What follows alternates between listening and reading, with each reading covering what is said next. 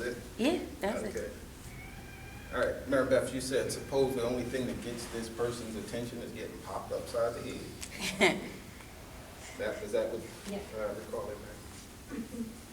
Yeah.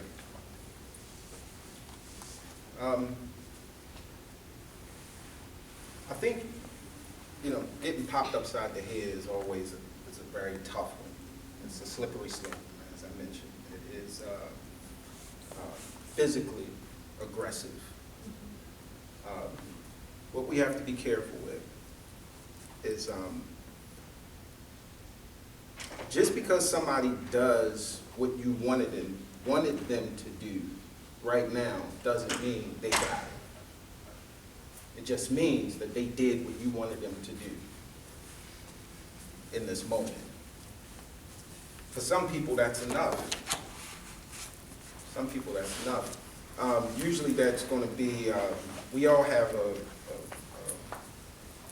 some level of fear of self-harm or self-injury or injury, So if there's somebody in our presence who we believe will, physically hurt us or threaten to hurt us, that could be an incentive to just be compliant in the moment in order to elude pain or embarrassment. Yes? And one of the things too is if that person who's popping upside the head, that's their only way that they can respond, then that's a problem in itself.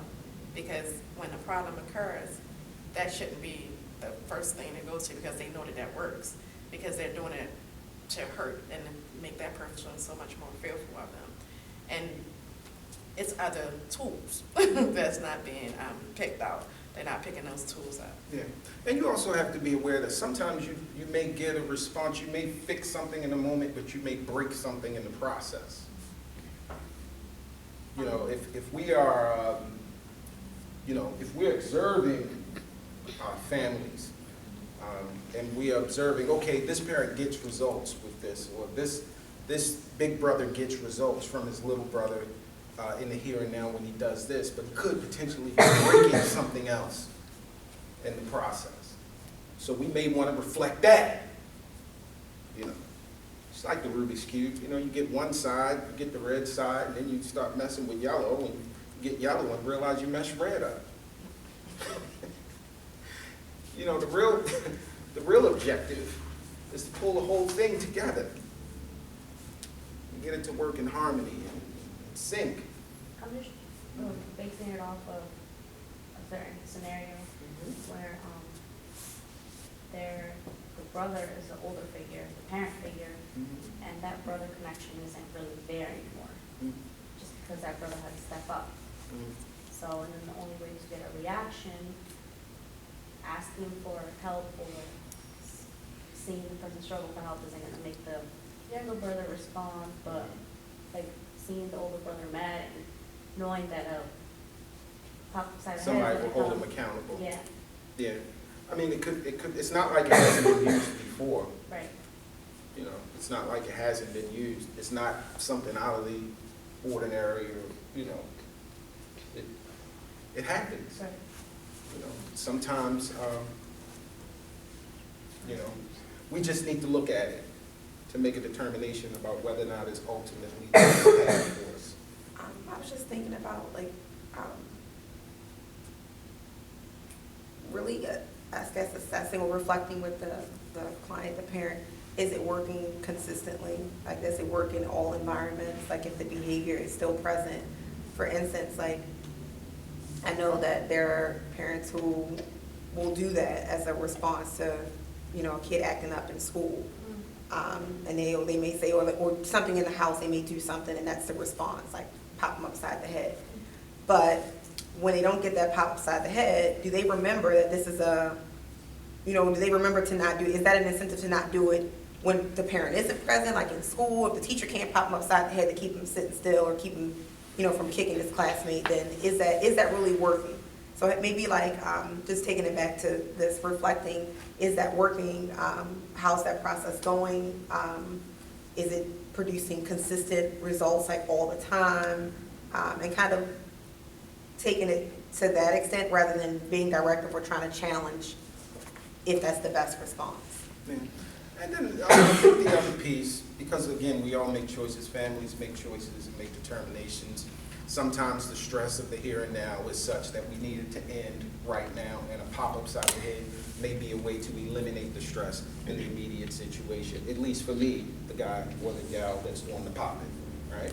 So the real question that I have is, ultimately, if we're trying to teach young people how to be productive, healthy human beings who can engage the world and experience success in their relationship in life as an adult, how does popping upside the head work for an adult in this world, maintaining health and sustaining success and trying to be the best person they can be? So, let's get right and wrong off the table, and let's just envision what this young person as an adult utilizing the tool of popping upside the head in their own adult life process. So, whatever conclusion you draw,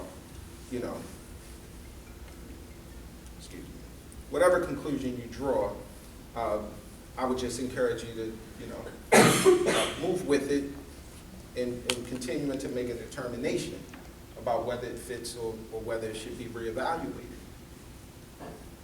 It may have some immediate returns, but the long-term implications, I think, are important for us to look at.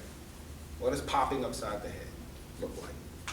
If we're all adults and we're doing that with each other, what does that look like?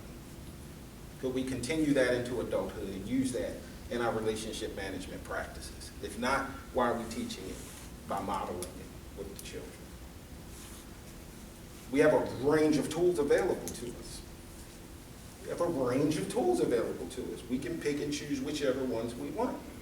Which ones would we want to choose that we believe could be replicated in adulthood to have healthy outcomes for us as an adult society? That's what we seem sensibly could be teaching our children through our modeling and our relationships with them.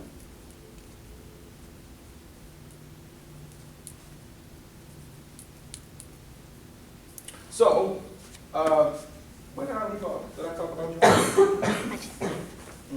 Okay, so joining is a skill of looking at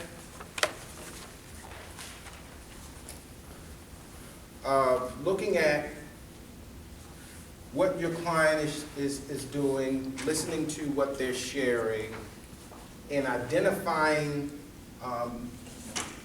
where you may have a shared understanding, experience that equips you to relate. It's one of the pinnacle skills in building therapeutic relationship. Many of us who are going through something, one of the themes that emerge in this experience, this life experience, as you're experiencing some challenge or difficulty, is I don't think anybody would really understand what I'm going through. Or just fear of being judged and just not understood. And as a result of you not believing that anybody would understand what you're going through, it may cause you to isolate yourself and to gate yourself. But to join someone is to say, I haven't been through exactly what you've been through.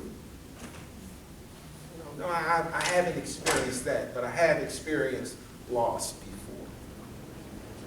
I've lost someone that I loved before, and I know that was very difficult for me.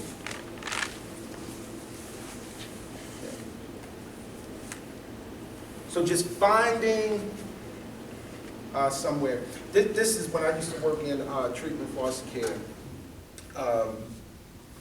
and we were trying to help foster parents you know, bring children into their home initially. One of the challenges I noticed that many of the parents had, the foster parents had, was the music. You know, young people, you know, listening to the rap music with the language, and it seems that that music sounds better when it's loud. So it would be turned up high. And so these words and this language and the themes that are in the music would be ringing through, and many of the parents had difficulty with not only the volume but the content. And there was a lot of headbutting in the beginning around this music. And the natural tendency is to try to point out what's wrong with the music, how it's unhealthy. It's you know, this stuff is really poison. You know, this stuff is you know, probably not the best message to be consuming on a regular basis, right? That message. But if you love rap music and that's what you use to, you know, cope and motivate you and to, you know, put you in the vibe and in the space that you want to be in, and then somebody saying that to you, man, I don't understand. They don't know nothing about Waka Flocka. Man, ASAP Rocky, man, come on. You don't like ASAP, Mom? Huh? You know, oh, where y'all from? I'm going to get out of here. You know? So in them early stages, joining is important. Now, maybe you don't like ASAP Mom. You might like, who you like, Amy? I like country music. Who? Give me a clue. Lee Bryce.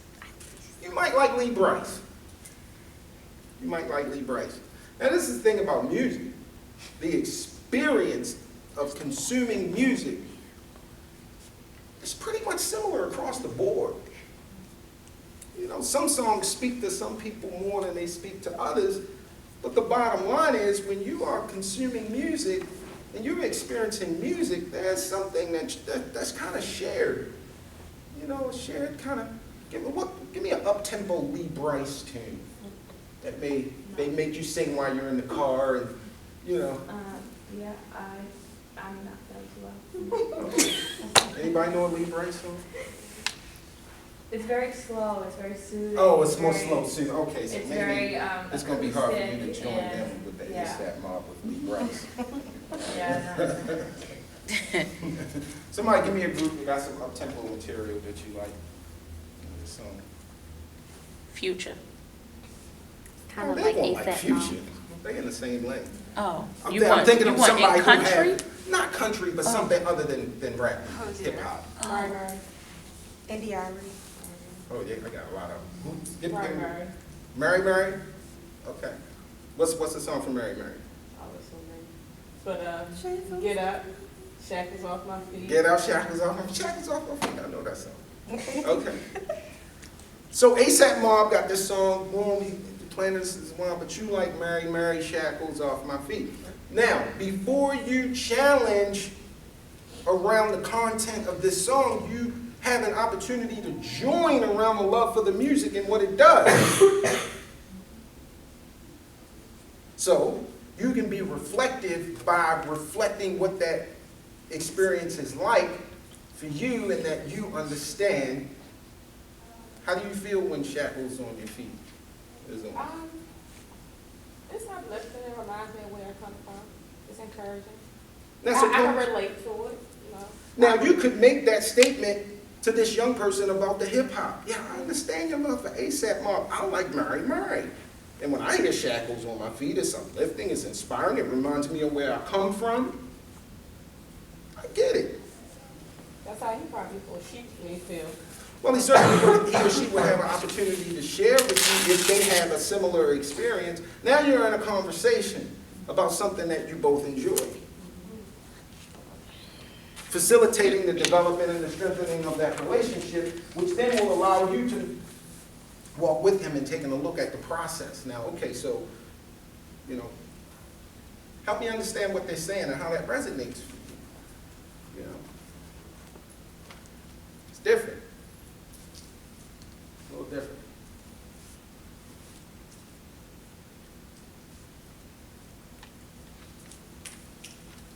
Everybody okay? Yes. What's your thoughts? I think you pointed it out several times indirectly, but it's very important when you're joining to do it in an authentic way. So don't go in and say, oh yeah, I know exactly what you're talking about when you have no idea. That's right. Yeah. And Yeah. you may not actually love what they love or what they're feeling, but you have a shared experience. That's so right. if we both love something, Mhm. maybe not exactly what you're, Right. but there's a shared experience there. Right. So we can talk about Your feelings. love. We can talk about that. 2 hands at the same time. I'm gonna get Amy, then I'll get you. I feel like you can also use it in so many different, areas, because, in interviewing, you find out where you're joining in the position that they're going out for. As a guardian, you're joining in, assessing and learning behaviors of a child, in clients, it may be the music, things like that. So I feel like joining is kind of, to me at least, one of the things that you just have to start with to be able to build on the other things Absolutely. in a successful conversation. Absolutely. I'm 100% agree. Yes, Mary Beth? I think everything just goes back to coming in with a clean mirror, being non-judgmental. Rephrasing to saying that, oh, I don't like that song, well, that's being judgmental, that's going in with a dirty mirror. So instead of saying, well, don't listen to that, listen to this, say, okay, well, I can join you with my authenticity and what I have experienced, Mhm. but still having that clean image of that clean mirror. Mm-hmm. Yes. Just everything I feel like everything just goes back to that. Yeah, yeah. Yep. Making sure that it's clean. I enjoyed our time today. We've reached its end. I have 2 more.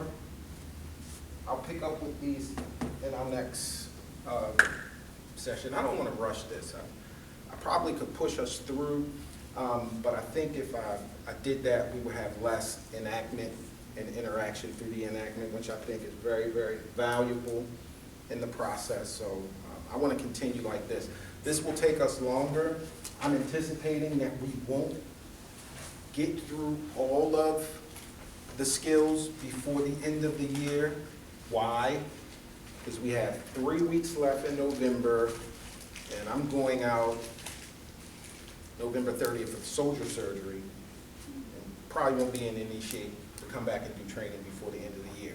So we're going to use the next several weeks to get through the mirrors, and I'd certainly want to push us through the parenting skills. I want to make sure we have that before the year is over. So we're going to go through the parenting skills set, and then we'll, in the beginning of next year, pick up with the family meeting, because I want to spend a lot of time on the family meeting. That's where all of this comes together, when we begin to facilitate the family meeting. So we'll do that, and then you have a lot more time for your groups, before you have to get together in groups and do some sharing and get back. And we're going to videotape that as well. So, we'll all get a chance to be on stage. So I do want to thank you for your time, for your patience, for your participation, and we'll see you back here next week. All right.